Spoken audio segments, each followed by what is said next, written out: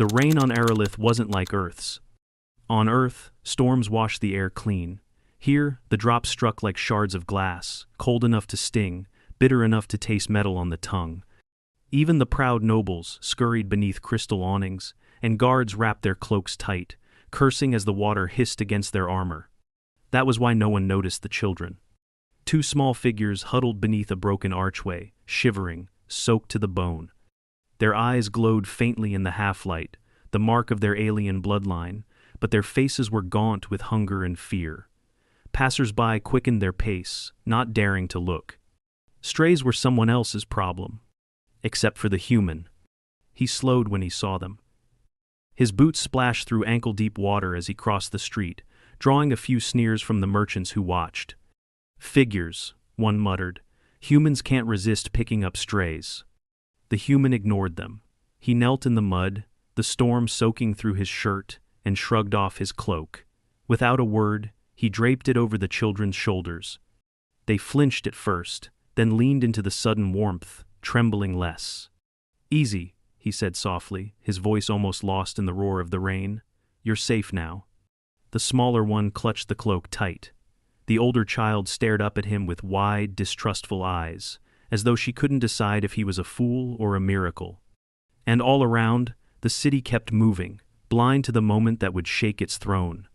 His name was Daniel Hayes, 32, from the Pacific Northwest of Earth, a medic by training, though these days he scraped by repairing engines on trade docks. He'd seen storms before, but never one like this. The rain left his lips raw, left burns on exposed skin if he lingered too long. Even the locals avoided it when they could. But the children had no choice. Daniel crouched lower to see their faces under the hood of his cloak. Their cheeks were sunken, their lips cracked. Both had bluish skin beneath the natural luminescent glow of their kind, a sign of cold stress, maybe hypothermia. He spoke carefully. "Can you walk?" The older girl didn't answer. Her teeth chattered too hard. The younger whimpered, pulling the cloak tighter. Daniel didn't wait for permission. He slipped his arm under the smaller one, lifting her easily against his chest. She was frighteningly light. The older one clung to his sleeve without thinking. From across the street, a guard laughed. "Look at that. Human thinks he's a saint." "Better off leaving them," another jeered. "Strays never pay back kindness." Daniel didn't even look at them. He shifted the girl in his arms, adjusted the cloak to cover both, and started toward the nearest covered path. The storm followed him like a living thing. They reached the ruined tram shed on the east side of the market. The roof sagged, but it held. Daniel set the younger girl down carefully and struck a small heating unit to life. Its orange glow pushed the shadows back. The older child watched him with sharp suspicion, body coiled as though ready to run. Daniel didn't push. He pulled a ration bar from his pack, broke it in half, and held it out. "You eat first," he said. She hesitated, then snatched it, breaking it again to hand the smaller piece to her sister. They chewed slowly, like every bite mattered. Daniel leaned back against the wall, wringing out his sleeves. "That storm will last the night. Best we stay here until it breaks." The younger girl looked at him finally. Her voice was no louder than the rain on the roof. "Why did you stop?" "Because you needed help," Daniel said simply. The older child frowned. "No one stops." "I'm not no one." They blinked at him, uncertain whether to believe him. Hours passed. The rain hammered harder. Daniel told them stories to keep them awake, because cold like this could pull you under if you let it. He spoke of Earth, not the wars, not the endless noise of the cities, but small things. The way apple trees bloomed white in spring. The sound of baseball bats cracking under summer sun. The younger girl giggled once, a fragile sound. The older one shushed her quickly, but Daniel caught the flicker of a smile. When they finally dozed against him, he checked their pulses with 2 fingers at their wrists, weak but steady, skin still cool. They'd need warm fluids and dry clothes by morning. He made a mental list of what he had in his pack: 2 water pouches, half a med kit, 1 fever strip. Not much, enough to keep them stable for a night. He closed his eyes, listening to the storm rage, and wondered what kind of world left children outside in this. Dawn came gray and heavy. The storm eased, though the streets still ran with dirty rivers. Shouts carried through the mist. "Search the alleys. Find them. Daniel stiffened. The children woke, clutching his arms. Soldiers marched past the shed, banners snapping wet in the wind. Their insignia was unmistakable, the Empress's guard. Lost heirs, someone whispered nearby. The palace brats. They're alive. Daniel looked at the girls, their eyes widened, fear mixing with something else. Recognition. Stay quiet, he whispered. But it was too late. One soldier turned, peering into the shed. His gaze landed on Daniel, soaked and muddy, with two small figures clutching his cloak. And in that instant, the world shifted. The strays weren't strays at all. They were the Empress's daughters. The soldier froze in the doorway, rain dripping from the edge of his helmet. For a heartbeat, no one moved. Daniel instinctively shifted, pulling the girls closer against him. The soldier's eyes widened. He opened his mouth, but before he could call out, one of the girls let out a tiny whimper, the younger one. Her voice broke through the morning air like glass. The soldier stumbled backward. I found them. The words exploded into the street. Boots thundered. Dozens of armored figures converged on the shed. The clatter of rifles, the hiss of comm units. Bystanders pressed against walls, whispering. Daniel rose slowly, his arms around the children. Easy, he murmured. It's all right. But the girls clung tighter. The older one buried her face against his sleeve, trembling. The younger's thin fingers dug into his shirt like claws. The first rank of soldiers halted at the threshold. None dared step inside. Their captain, marked by a crimson sash, lowered his weapons slowly. His voice was tight. By order of the Empress, surrender the children immediately. Daniel kept his tone even. They're freezing. They need heat and fluids before anything else. You will obey. They won't survive another hour in this state, Daniel said flatly. Check their pulse if you don't believe me. The soldiers shifted uneasily. This wasn't the defiance they expected. The captain's jaw worked as he weighed the risk. Finally, he gestured sharply. Two medics rushed forward, scanning the girls with handheld devices. One of them muttered, "Core temps low, early hypothermia, electrolyte imbalance, malnourishment too." The captain's expression cracked. "Get them secured. Now." The medics pulled out thermal wraps, but when they tried to take the girls, the children shrieked. Not words, just pure terror. They twisted back into Daniel's arms, refusing to let go. The watching crowd gasped. Soldiers exchanged looks. Even the captain hesitated. Daniel crouched again, meeting the girl's eyes. "Listen to me. They're here to help. I won't leave you, all right? You have my word." The older one whispered hoarsely, "Don't let go." "I won't," he promised. He stood, keeping one arm around each child as the medics worked. They wrapped them both in silver sheets, slipped rehydration tabs under their tongues. Daniel stayed steady, letting the children cling to his soaked shirt until their trembling eased. The storm outside had ended, but in the streets, chaos was only beginning. By noon, the news had spread like fire through dry fields. The Empress's daughters, thought lost in the palace ambush 3 months earlier, had been found alive, found in the arms of a human. Crowds gathered as Daniel was escorted through the city. Some stared in silence, some whispered insults. Figures. Human scavenger probably used them for pity coin. Or sold them to slavers and now pretends he's a hero. Pathetic, kneeling in the mud for strays. Daniel didn't answer. He kept walking, one step at a time, the children clutching his hands. The palace loomed ahead, all glass towers and carved stone, glistening wet from the storm. Soldiers swung the gates open. Inside, warmth and light poured out, almost painful after the gray streets. The girls' grips tightened, their breaths quickened. Daniel bent slightly. "It's all right, just a few more steps." They nodded, but didn't release him. Inside the palace's great hall, the spectacle reached its peak. Nobles in jeweled collars crowded the balconies. Advisors whispered frantically. The air was heavy with perfume and suspicion. At the far end of the hall, on a throne of obsidian and silver, sat the Empress. Her presence filled the chamber more than the towering columns or the guards flanking her dais. When her eyes fell on the children, the hall went still. The younger one gasped and broke free, not to flee, but to run. Straight across the polished floor, straight into her mother's arms. The Empress caught her with a sound that was neither laugh nor sob, just raw release. The older one hesitated. She looked at Daniel first, eyes searching. He gave a small nod. Only then did she walk forward, though when the Empress knelt to embrace her, she still held Daniel's hand, dragging him the last few steps. The nobles erupted in shocked whispers. The Empress didn't silence them. She was too busy pressing her daughters close, tears streaking her face. When at last she looked up, her gaze landed on Daniel. "You," she said, her voice shaking. "You brought them back." Daniel stood awkwardly, soaked, mud still caked on his boots. "I just stopped in the rain," he said. "They were cold." The nobles laughed at that.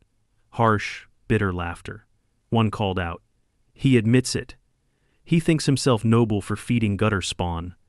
The Empress rose to her full height, her daughters still clinging to her, her voice cut through the noise like a blade. Silence. The chamber obeyed. She looked at Daniel again, eyes bright with something fierce. "He saw children where you saw nothing. Remember that." The Empress's words hung in the air like a commandment carved in stone. No one dared breathe too loud. The nobles shifted, their jeweled collars glinting, their lips tight with swallowed protest.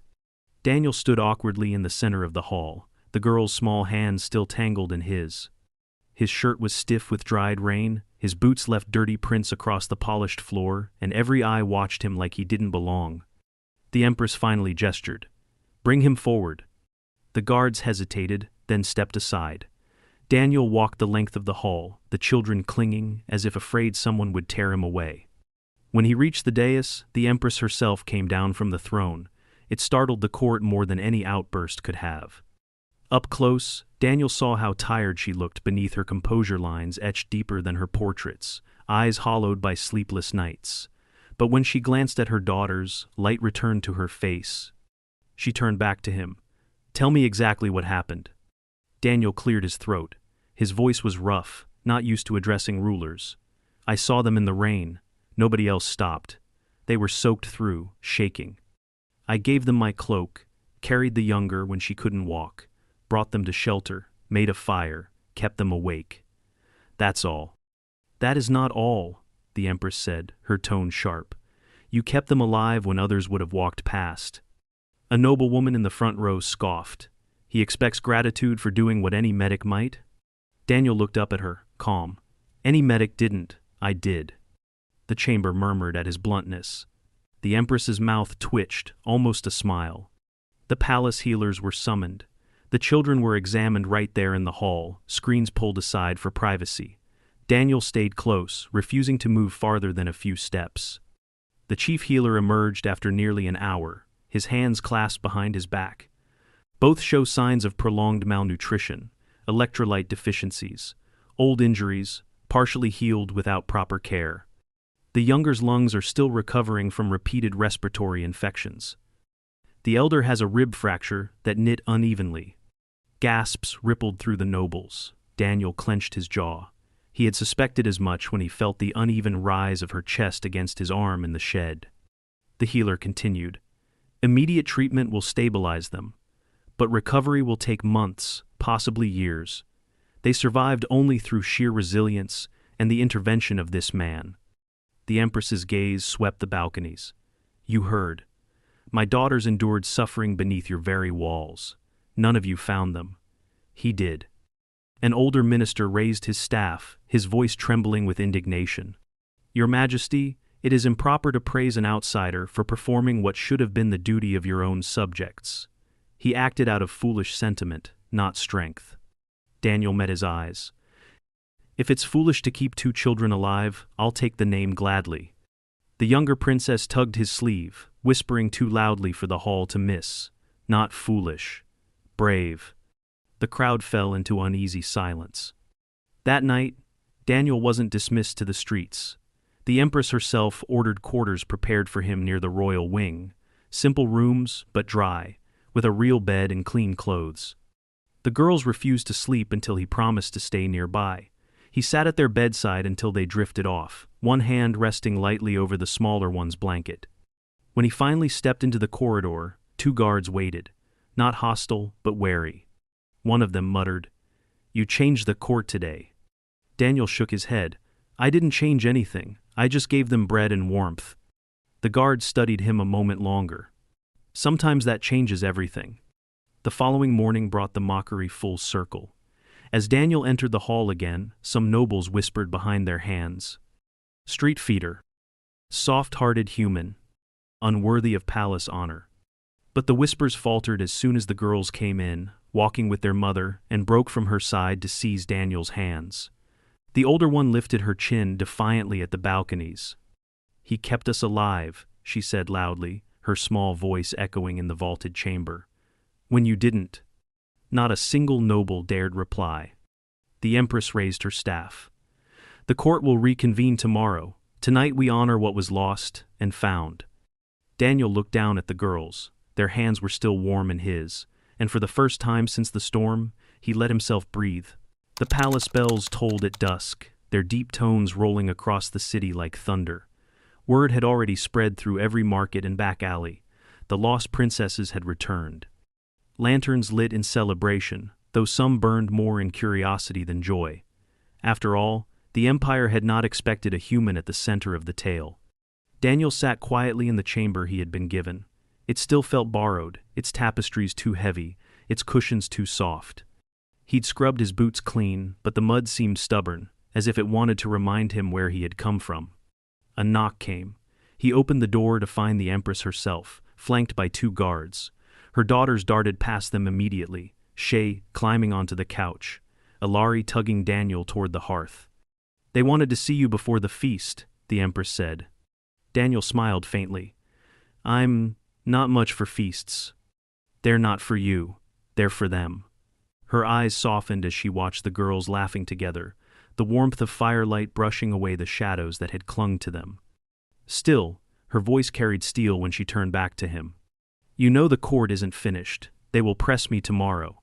They'll want to know why a man with no bloodline, no title, no station, was allowed into the heart of the palace. Daniel leaned against the wall. And what will you tell them? That you succeeded where they all failed.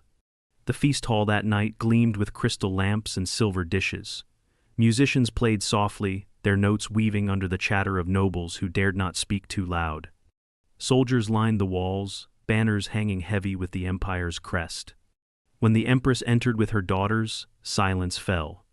The children wore simple gowns, their hair still uneven from years of neglect, but they walked with pride. At their side was Daniel, uncomfortable in the formal tunic they had pressed into his hands, but steady all the same. The Empress raised her staff. Tonight, we give thanks not to armies or crowns, but to life itself. My daughters breathe because one man chose to see them not as strays, but as children. Daniel Hayes, stand. He rose slowly. The court's eyes burned into him. The Empress continued, her voice echoing against the vaulted ceiling. When the storm raged, he gave them shelter. When hunger gnawed, he gave them bread. When fear swallowed them, he gave them laughter. He showed them a strength that this empire has forgotten. Compassion. Also, a murmur rippled through the nobles. Some nodded reluctantly, others scowled, but none dared speak against her. Daniel cleared his throat. I didn't do anything extraordinary. Any of you could have stopped. I just did. The Empress looked out over the hall. Yes, and that is the truth you must carry. That sometimes the smallest choice, the moment when you kneel to help, carries the weight of kingdoms. The girls darted forward then, ignoring protocol, and seized Daniel's hands in front of everyone. He's ours, Alari declared. He saved us. He stays. Laughter rippled from the balconies, not mocking this time, but startled, genuine amusement. Even the Empress let her stern mask slip into a smile. The days that followed reshaped the city. The stray children of the alleys were no longer hunted or ignored. They were gathered, sheltered, given food and care. Clinics opened where there had been none. The nobles grumbled at the expense, but they dared not defy the precedent set by the royal heirs. Daniel worked alongside the palace healers. He showed them how to rewarm cold bodies safely, to use gradual hydration for malnourished children rather than drowning their fragile systems. He stitched minor wounds, set broken fingers, taught younger apprentices to listen more than they spoke. One night, as he checked Shay's rib healing progress with careful hands, the Empress entered quietly. "You've become their anchor," she said. "They don't need an anchor," Daniel replied. "They need time. And you'll give it to them." He didn't argue. He couldn't. Weeks turned to months. The storm season passed, but the memory of that night never left. Shay grew stronger, her laughter ringing through the palace gardens. Ellery's cough lessened with treatment, her eyes brighter each day. They still clung to Daniel's hands when crowds pressed too close, but they walked taller now. On the morning of the first spring bloom, the Empress summoned the court once more. "The Empire measures strength by crowns, by armies, by bloodlines," she said. "But strength is also found in a soaked cloak, shared in the rain, in bread broken with trembling hands, in the stubbornness to see worth where others turn away." She turned to Daniel. "This man will not be given a title he does not want, nor chains of duty he did not ask for. But he will walk beside my daughters as protector, not by decree, but by their choice. And so long as they hold his hands, he is welcome in this court."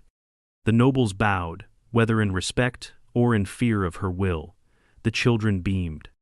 Daniel exhaled slowly. He hadn't asked for honor, he hadn't asked for place.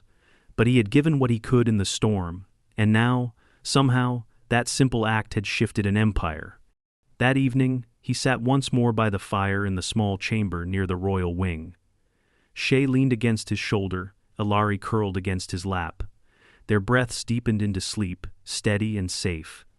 Daniel stared at the flames and thought of that night, the shards of rain, the broken awning, the sneers of passers-by. He had stopped because he couldn't keep walking. Because, in his bones, children were never strays. They were simply children. And now, those hands he had covered with a cloak in the rain clung to his still, not out of desperation, but out of choice. Outside, the city lights burned. Inside, the fire crackled. The Empire would remember banners and proclamations, but Daniel knew the truth. It had never been about thrones. It had been about stopping in the rain. And that was enough.